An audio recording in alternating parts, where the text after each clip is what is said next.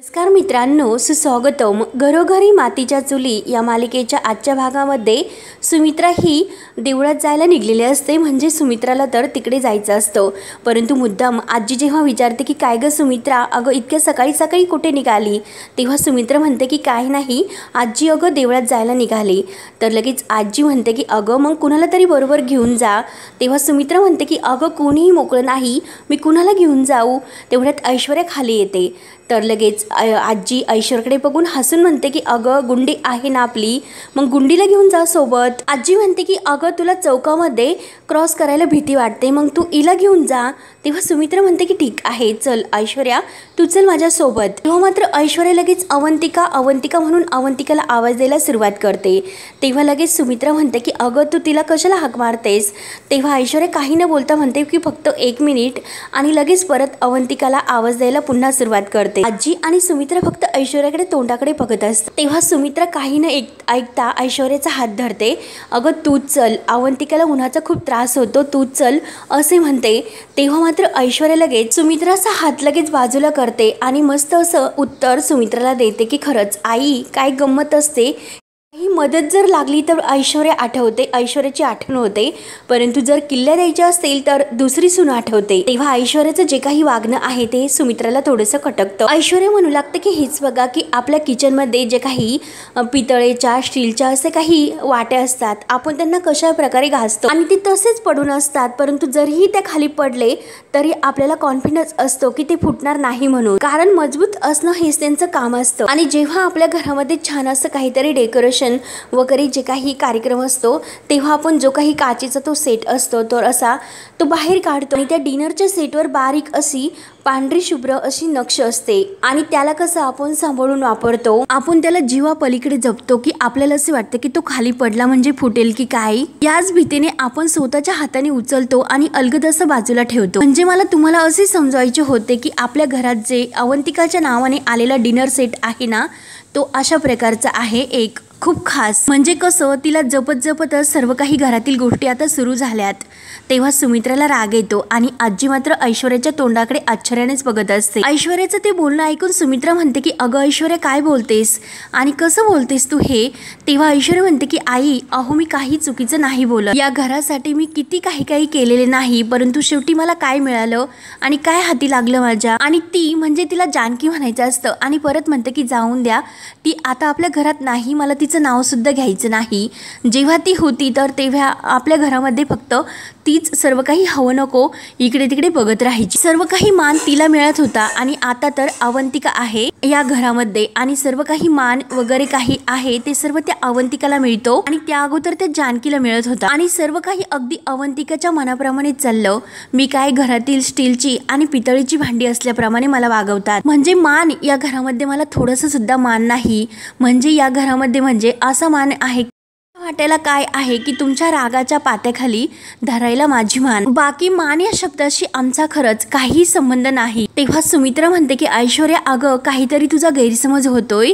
तेव्हा ऐश्वर्या म्हणते की नाही अहो आई, सुमित्रा भाऊजी आणि अवंतिका ते डिनर सेट आणि ते दोघे या घरात आल्यापासून आम्ही तर तुम्हाला गैरच वाटतो, हो की नाही. आणि तसं जर नसतं म्हणजे तुम्ही नाही म्हणतात तरी सुद्धा ती ऋषिकेश दादांची जी काही बेडरूम आहे तर ती त्यांना न देता आम्हाला दिली असती असं ऐश्वर्या बोलून जाते. आणि परत म्हणते की जाऊन द्या, तसे काही नाही आणि उगाच कशाला मी तुम्हाला हे सर्व बोलून दाखवते, डोक्याला हात लावते की काय बोलते काय असं ती जे काही बोलत असते. तर सुमित्राच्या सर्व काही लक्षात येत असतं आणि तसेही मी एका कामासाठी बाहेर जाते, त्यामुळे तुम्ही तुमच्यासोबत आजींना घेऊन जा. तोऱ्यात ऐश्वर्या तिथून निघून जाते. तेव्हा आजी डोक्याला हात लावते आणि आता हिला काय झाले, थांब सुमित्रा मी जरा बघतेस की नक्की हिला काय झालं ते. तेव्हा आजी जाणार तो सुमित्रा म्हणते की काय अगं तू आता काय बघणार, जे दिसतं ना तेच पुरेसं आहे, त्यामुळे आता यापुढे कुणावर अवलंबून राहिलंच नको. साधं मन सुद्धा कुणाला जपता येत नाही, परंतु मान मात्र सर्वांनाच हवा. म्हणून सुमित्रा रागवत आणि रागाने निघून जाते. तेव्हा आजी म्हणते की आता अशा काय हे दोघी जणी काय झालं यांना नेमकं, म्हणून ती सुद्धा डोक्याला हात लावून बोलावून घेते। त्यानंतर इकडे जानकी आणि ऋषिकेश हे देवी आईच्या मंदिरात येतात, देवी आईला हात जोडतात। जानकी आणि ऋषिकेश देवीला हात जोडतात। जानकी देवीला सांगत असते की आज ऋषिकेशचा सामना आहे आणि हा सामना तो ओवीसाठी लढतात। आज ते स्वतःला सिद्ध करण्यासाठी आजपर्यंत कुस्ती खेळत होते, परंतु आज मात्र जी काही कुस्ती खेळतात तर एक बाप आपल्या लेकीच्या सुखासाठी ही कुस्ती खेळणार आहे। त्यामुळे देवी आई तुझे आशीर्वाद आमच्या पाठीशी असून दे। खोटेपणाचे कितीही कुणी मुखोटे रचले तरी सुद्धा ऋषिकेश खेळणार आणि जिंकणार सुद्धा। काल जशी तू त्यांच्या पाठीशी उभी राहून त्यांना जिंकवले तसे सुद्धा तू त्यांच्या पाठीशी उभी राहून त्यांना जिंकण्याचे आशीर्वाद दे। आणि देवी आई आज मी कौल लावते की आज सुद्धा विजय सत्याचाच होऊन दे। म्हणून जानकी आपलं जे काही ताटातील पूजेच्या फूल आहे ते देवी आईला कौल म्हणून लावते आणि देवी आईला हात जोडून डोळे झाकून म्हणते की देवी आई कौल दे, कौल दे आणि मनोभावाने प्रार्थना करते। तेवढ्यात जानकीने मात्र देवी आईला हात जोडून डोळे झाकलेले असतात, परंतु जेव्हा देवी आई लगेच कौल देते म्हणजे उजवा कौल त्यांनी जानकीला दिलेला असतो, तेव्हा ऋषिकेश हे सर्व पाहतो आणि खूप खुश होतो। जानकीला म्हणतो की हे बघ अगं, देवीला प्रार्थना केल्या क्षणी देवी आईने कौल सुद्धा दिला आणि तो पण उजवा कौल। म्हणून ऋषिकेश आणि जानकी खूपच खुश होतात। जानकी तू देवी आईची लाडकी भक्त आहेस, तू जे काही सांगितलं देवी आई लगेच ऐकते। तेव्हा जानकी ते ऐकून खुश होते आणि देवी आईला पुन्हा हात जोडते, मनोभावाने प्रार्थना करून म्हणते की देवी आई जर असंच असेल तर मला सुद्धा माझं कुटुंब परत जोडण्यासाठी बळ दे, माझ्या आई मला परत दे। तर खरंच खूप मोठा चमत्कार होतो आणि जानकी ऋषिकेश दर्शन घेऊन बाहेर फिरणार तोच सुमित्राचे आगमन तेथे होते आणि सुमित्रा सुद्धा देवी आईच्या दर्शनासाठी मंदिरात येते। तेव्हा मात्र जानकी आणि ऋषिकेश म्हणजे जायला निघतात, तोच सुमित्रा त्यांच्या समोर दिसते। तेव्हा ऋषिकेश आणि जानकी सुमित्राकडे बघत असतात आणि सुमित्रा त्या दोघांकडे, परंतु ऋषिकेशच्या हाताला जे काही हे लागलेले असते आणि त्यावर पट्टी केलेली असते तर सुमित्राचे त्या हाताकडे लक्ष जाते। तेव्हा सुमित्राचा जीव कासावीस होतो आणि ती ऋषिकेशला म्हणणार तोच लगेच ऋषिकेश जानकीला म्हणतो की जानकी चल, आपल्याला खूप उशीर होतोय। तेव्हा ऋषिकेश जायला निघतो, परंतु जानकी म्हणते की ऋषिकेश थांबा, अहो देवी आईचा आशीर्वाद तर तुम्ही घेतलाच, परंतु ह्या आईचा आशीर्वाद घ्यायला नको का? तेव्हा ऋषिकेश सुद्धा थांबतो आणि सुमित्रा सुद्धा तेथेच उभी राहते। जानकी पुन्हा म्हणते की आईंचा आशीर्वाद न घेता तुम्ही जाणार का? जानकी सुमित्राला म्हणते की आई अहो आज ऋषिकेशचा अंतिम सामना आहे, इथपर्यंत पोहोचण्यासाठी त्यांनी खरंच खूप कष्ट घेतले आणि त्यांना खूप त्रास सुद्धा झाला, परंतु आजचा सामना जिंकण्यासाठी आई तुमच्या आशीर्वादाची त्यांना गरज आहे। आई मला माहिती आहे की तुम्ही माझ्यावर रागावलेल्या आहात, परंतु मी सुद्धा तुमचा रागा हक्क समजून सर्व काही विसरले आणि तो राग मी तसाच माझ्याकडे सुद्धा ठेवलेला आहे। पण प्लीज आई माझ्यामुळे तुम्ही यांच्यावर रागावू नका। आई तुम्ही प्लीज यांना आशीर्वाद द्या, तुमच्या आशीर्वादाशिवाय सर्व काही अर्धवट आहे। प्लीज आई तुम्ही यांना आशीर्वाद द्या। म्हणून जानकी खूप रिक्वेस्ट करते। तर खरंच सुमित्राच्या मायेला सुद्धा पाजर फुटतो, कारण तिला सुद्धा आपल्या ऋषिकेश शिवाय होत नसते। म्हणून सुमित्रा तोंड वळवते। ऋषिकेशला आशीर्वाद देण्यासाठी ती ऋषिकेश जवळ येत असते। तेव्हा डोळे भरून सुमित्रा लगेच ऋषिकेशच्या खांद्यावर हात ठेवायला लागणार, तोच लगेच ऋषिकेश मागे वळून काही बघत नसतो, परंतु सुमित्रा त्याच वेळेस लगेच हात ठेवते आणि ऋषिकेश सुद्धा त्याच वेळेस म्हणतो की यांच्या आशीर्वादाची मला गरज नाही, कारण ज्यांनी माझ्या बायकोला अपमान करून घराच्या बाहेर काढले त्यांच्या आशीर्वादाची मला काही गरज नाही। तेव्हा सुमित्राचे डोळे आणखीन भरून येतात आणि ती आपला हात मागे घेते आणि ऋषिकेश जानकीला म्हणतो की आशीर्वाद मनापासून दिले जातात, पण ज्यांच्या मनात गैरसमज असेल मग त्यांनी आपल्याला जे काही आशीर्वाद दिले ते कसे आपल्याला मिळतील ग? तर माझ्या देवी आईचा हात माझ्या डोक्यावर हवा, कारण देवी आई कधीही आपलं करून मला परकतर कधीही करणार नाही। कारण सुमित्राने अगोदर जे काही ऋषिकेशला पूर्णपणे आपलंसं बनवलेलं असतं, परंतु अगदी मायेनं ऋषिकेशशिवाय तिचं काही होत नसतं, परंतु ते ऐश्वर्यामुळे शेवटी तिने या ऋषिकेशला सुद्धा गैरसमजामुळे दूर लोटलेलं असतं। याचं ऋषिकेशच्या जीवाला खूप मोठा जखम झालेली असते आणि जानकीला घराबाहेर काढल्याची त्याला खरंच खूप मोठी ही चुकीची गोष्ट सुमित्राने केली म्हणून वाईट वाटत असतं, म्हणून तो सुमित्राचा रागराग करत असतो। ऋषिकेश स्पष्ट शब्दात सांगतो की ह्या लोकांचं मला काही नको, ज्यांनी माझ्या बायकोला घराच्या बाहेर काढलं। तेव्हा लगेच जानकी पुढे येते आणि ऋषिकेशला म्हणते की ऋषिकेश अहो तुम्ही असे का बोलतात, आई आहेत ना त्या आपल्या? तेव्हा ऋषिकेश म्हणतो की नाही, त्या माझी आई नाही आणि स्पष्ट शब्दात तो जानकीला म्हणतो की जानकी अगं माझी आई मेली आणि मेलेली लोक कधीही आशीर्वाद देत नसतात, परंतु जिवंतपणे मेलेली माणसं वेदना मात्र नक्की नोटीस देतात। त्यामुळे जानकी चल आपल्याला खूप उशीर होतो। तेव्हा ऋषिकेशचे हे बोलणं ऐकून सुमित्राला खूप असा पस्तावा येतो आणि तिच्या डोळ्यातून खळखळ पाणी सुद्धा येते, कारण तिला खूप वाईट वाटतं, परंतु काय करणार, आता चूक तर तिचीच होती। जे काही ऋषिकेश बोलतो ते अगदी खरं आहे आणि ऋषिकेश जानकीच्या हाताला धरतो आणि तेथून घेऊन जात। जानकीची सुद्धा तो काही ऐकायला तयार नसतो। त्यानंतर इकडे ऐश्वर्या सयाजी पाटलांना फोन करते आणि डॅडा अहो काय सांगू की त्या ऋषिकेशला आणि जानकीला कळलेलं आहे की आपण त्या ऋषिकेशच्या डोळ्यामध्ये पावडर टाकून त्याला हरवणार आहे ते, म्हणून त्या जानकीनं काय केलं तुम्हाला माहिती आहे का, रात्रभर त्या ऋषिकेशच्या डोळ्यावर पट्टी बांधून तिने त्या कुस्तीची प्रॅक्टिस करून घेतली, म्हणजे आता तो डोळे बंद करून सुद्धा खेळू शकतो। त्यामुळे डॅडा आपण फायनल आता हरतोय, म्हणून ऐश्वर्याची जीवाची खूप अशी घालमेल सुरू असते। आता एक मात्र नक्की आपण हरणार आहोत आणि ती जानकी आणि ऋषिकेश मात्र जिंकणार आहे। ती जानकी मात्र त्या विजयाच्या मिरवणुकीत आपल्या डोक्यावर पदर घेऊन तोऱ्यात मिरवणार आहे। तेव्हा सयाजी पाटील म्हणतो की अगं विजय मिळवणं इतकं सोपं असतो का, म्हणजे डोळ्यावर पट्टी बांधून, आणि ते पण एका रात्रीच्या सरावामध्ये।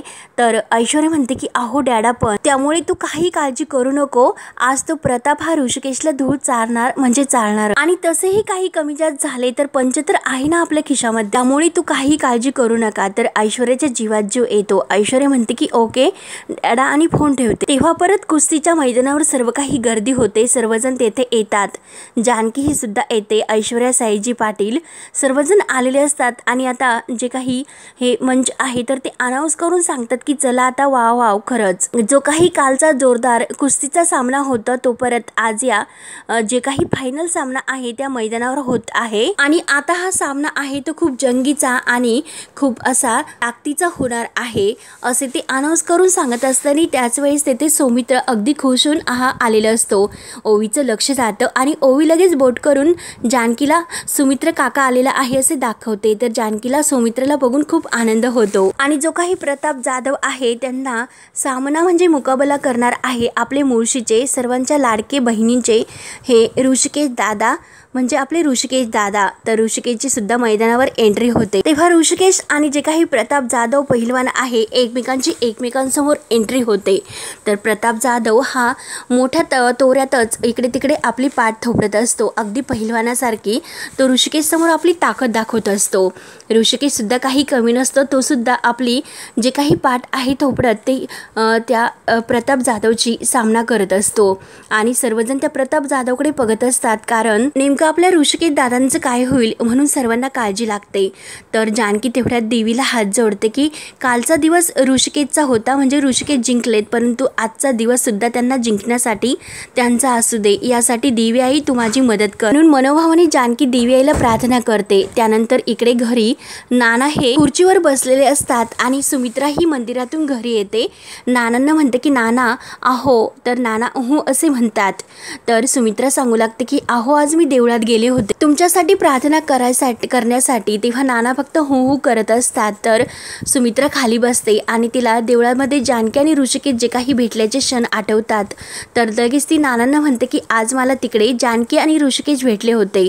तेव्हा मात्र जानकी आणि ऋषिकेश म्हटल्यानंतर नानांसमोर जे काही यांना विचारलेले असते की सर्वांनी की नाना सांगा तुम्हाला कोणी ढकलले ते, आणि तेव्हा नानांनी जानकीकडे बोट दाखवले होते, हे सर्व काही त्यांच्या डोळ्यासमोर क्षण येतात। नाना आपल्या हातवारे लगेच बोट खाली करतात। सुमित्रा पुढे म्हणते की अहो तुम्हाला माहिती आहे का, गावामध्ये कुस्तीचा सामना होत आहे आणि त्यात आपल्या ऋषिकेशने भाग सुद्धा घेतलेला आहे, आणि आज मात्र अंतिम सामना आहे, त्यामुळे जानकीने विनंती केली होती की मी ऋषिकेशला आशीर्वाद द्यावे म्हणून। तेव्हा मी आशीर्वाद देण्यासाठी हात वर केला, तेव्हा मात्र ऋषिकेशने तो हात झिडकारून टाकला हो, त्याच्या बायकोला मी घराच्या बाहेर काढले म्हणून तो त्याचाच राग घेऊन हा मिरतोय। मग अहो त्यांच्या बायकोने जे काही केलं मग त्याला का पश्चाताप होत नाही, अहो जिनं तुम्हाला पायरीवरून ढकलले तिलाच मी माफ करावं अशी त्यांची अपेक्षा आहे का।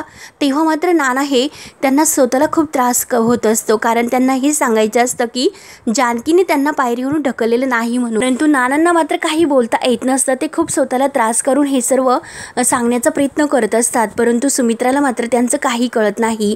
सुमित्राला असं वाटतं की त्यांना सुद्धा हे सर्व जानकी आणि ऋषिकेशनं केलं म्हणून खूप त्रास होतोय, म्हणून ती नानांना हे सर्व बोलून दाखवत असते की खरंच तुम्हाला सुद्धा असं वाटत नसेल आणि या सर्वाचा तुम्हाला सुद्धा खूप त्रास होतो ना, आणि खरंच माझीच चूक झाली की मी हा विषय तुमच्याकडे काढला म्हणून, परंतु प्लीज तुम्ही असं स्वतःला त्रास करून घेऊ नका, माझी काही चूक झाली का असे जेव्हा सुमित्रा विचारू लागते तर नाना तिचा हात झिडकारून फेकतात. सुमित्रा पुन्हा विचारते की काय हो, माझं काही चुकले का? नानांना तेच सांगायचं असतं की हो तुझंच चुकलं, परंतु नानांना व्यवस्थित काही बोलता येत नसतं. सुमित्रा त्यांना सांगत असते की अहो मी ऋषिकेशला आशीर्वाद देण्यासाठी हात वर केला होता, परंतु ऋषिकेशने मात्र झिडकारला, त्यात माझी काय चूक होती? जाऊन दे, माझीच खूप मोठी चूक झाली, हा विषयच मी बंद करते. मी अंगारा तुमच्यासाठी घेऊन आले, तो अंगारा मी तुम्हाला लावते म्हणून जो पुढीत तिने अंगारा देवी आईचा आणलेला असतो तो नानांना लावायला जाणार, तोच लगेच नाना आपल्या हाताने तो अंगारा फेकून देतात. आणि जो काही अंगाऱ्याची पुडी उचलत असताना त्यामध्ये त्या पेपरमध्ये अशी जी काही बातमी असते की ऋषिकेश हा अंतिम सामना म्हणजे रणदिवे जिंकतील का असं काही त्यात लिहिलेलं असतं. तेव्हा ती बातमी सुमित्रा वाचते तेव्हा लगेच तिला जानकीचं बोलणं आठवतं की आई तुम्ही प्लीज यांना आशीर्वाद देताल का? आज त्यांचा अंतिम सामना आहे, पण तुमच्या आशीर्वादाची त्यांना खूप मोठी गरज आहे. तेव्हा सुमित्रा तो अंगारा नानांच्या कपाळाला लावते आणि काळजी करू नका, तुम्हाला आता बरं वाटेल असे म्हणते. तर इकडे सामन्याला सुरुवात होते आणि तो प्रतापराव असतो. प्रतापराव आणि ऋषिकेश एकमेकांच्या हातामध्ये हात देतात आणि कुस्तीला सुरुवात करतात, परंतु सर्वजण अगदी टकलावून ही कुस्ती बघत असतात. जानी ओवी यांना खूप टेन्शन येतं जेव्हा प्रतापराव हा ऋषिकेशला उचलतो आणि त्याला बाजूला फेकून देतो. तेव्हा ओवी जोरात बाबासे ओरडते आणि जानकीला सुद्धा खूप मोठा धक्का बसतो. सौमित्राला सुद्धा हे बघून खूप धक्का बसतो, कारण आता हा प्रतापराव जिंकून देतो की नाही अशी प्रत्येकाला आशा लागलेली असते. सर्वजण ऋषिकेशची काळजी करत असतात, परंतु सयाजीराव आणि ऐश्वर्या मात्र खूप खुश होऊन हे बघत असतात. तेव्हा ऋषिकेश मात्र काही उठायला तयार नसतो.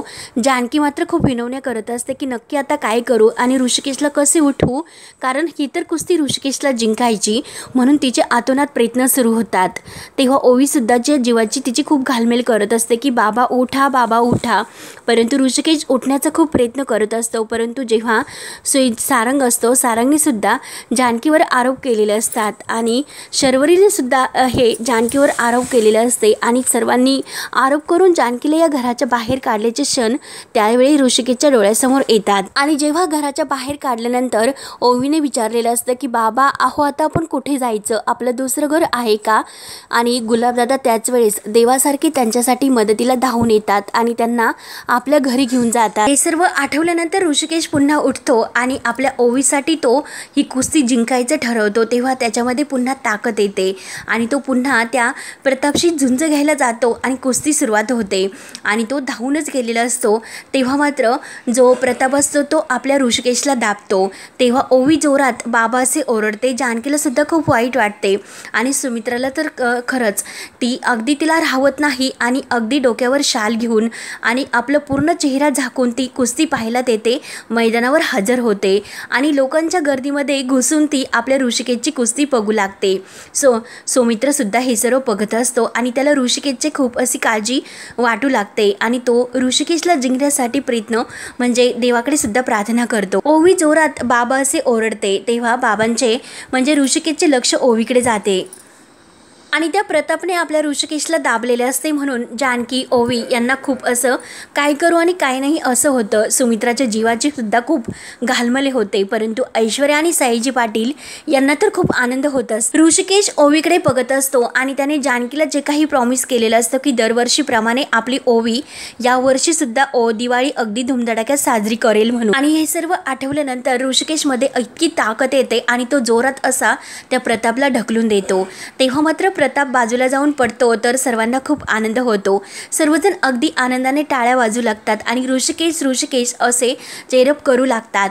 सुमित्राला सुद्धा हे बघून आनंद होतो आणि सौमित्र तर आनंदाने उड्या मारायला सुरुवात करतो, परंतु सयाजी पाटील आणि ऐश्वर्या यांचे चेहरे मात्र पाहण्यासारखे होतच. तेव्हा तो प्रताप पुन्हा आपल्या ऋषिकेशला धरून खाली पाडायला लागतो, परंतु ऋषिकेश लगेच त्याला बाजूला ढकलतो आणि त्यालाच खाली पाडून त्याला पाठीवर पाडण्याचा खूप प्रयत्न करू लागतो. सर्वजण पुन्हा टाळ्या वाजवायला सुरुवात करतात उतरतात. सुमित्राच्या जीवाची अगदी लगबग सुरू असते की ऋषिकेश जिंकावं आणि ती अगदी डोळे पणाला लावून आपल्या ऋषिकेशची कुस्ती बघत असते. परंतु त्याच वेळेस जेव्हा ऋषिकेश जिंकणार असतो म्हणजे तो त्या प्रतापला खाली पाडणार असतो, तोच लगेच सयाजी पाटील जे काही पंच आहे त्यांना लगेच खुणावतात.